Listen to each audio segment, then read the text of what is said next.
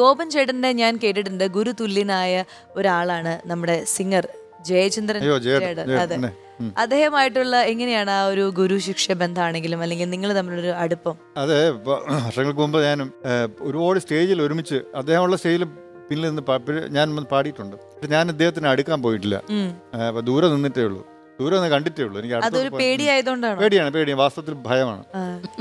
പക്ഷെ ജേട്ടൻ നല്ല മനസ്സാണ്, നല്ല മനസ്സാണ്. പക്ഷെ പെട്ടെന്ന് ചൂടാവും, സ്ട്രേറ്റ് ഫോർവേഡ് ആയിട്ട് പെട്ടെന്ന് ഇറിറ്റേറ്റഡ് ആവും. പക്ഷെ അന്ന് വന്ന എല്ലാ ഗായകരും ഒന്ന് അദ്ദേഹത്തെ കാണുന്ന സംസാരിക്കുകയും നമസ്കരിക്കും. പിന്നെ റെക്കോർഡിംഗ് സ്റ്റുഡിയോയിൽ, ആകാശവാണിയുടെ റെക്കോർഡിംഗ് സ്റ്റുഡിയോയിൽ അദ്ദേഹം വന്ന് പാടുമ്പോഴൊക്കെ ഞാനുണ്ടാവും കൂടെ. പക്ഷേ ഞാൻ ദൂരെ മാറി നിൽക്കുകയുള്ളൂ, അടുത്ത് പോകാറില്ല. അന്ന് ജയേട്ടൻ കരുതിയത് ഇവൻ അഹങ്കാരിയാണ്. അതുകൊണ്ട് എൻ്റെ ഭയങ്കര ദേഷ്യമായിരുന്നു. അത് കഴിഞ്ഞാണ് കുറേ കാലത്തിന് ശേഷം ദേവരായ മാസ്റ്ററുടെ ഒരു പ്രോഗ്രാമിന് വേണ്ടി ഞങ്ങൾ മസ്കറ്റിലേക്ക് യാത്രയുണ്ട്. അപ്പോൾ റിഹേഴ്സലിന് വേണ്ടി ഞങ്ങൾ കൂടുന്നു.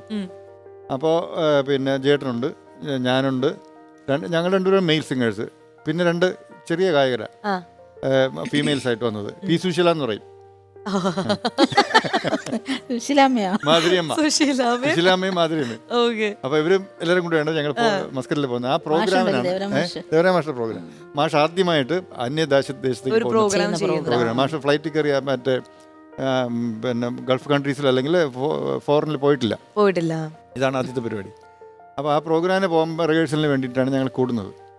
അന്ന് ദേവരായ മാഷാണ് പരിചയപ്പെടുന്നത്. എടാ, അവൻ നല്ല പയ്യനാണ്, നിന്നെ വിചാരിക്കുന്ന പോലെ അല്ല എന്നൊക്കെ പറഞ്ഞു. അന്ന് മുതൽ തുടങ്ങിയാണ് മാഷ് അദ്ദേഹമായിട്ടുള്ളൊരു ബന്ധം.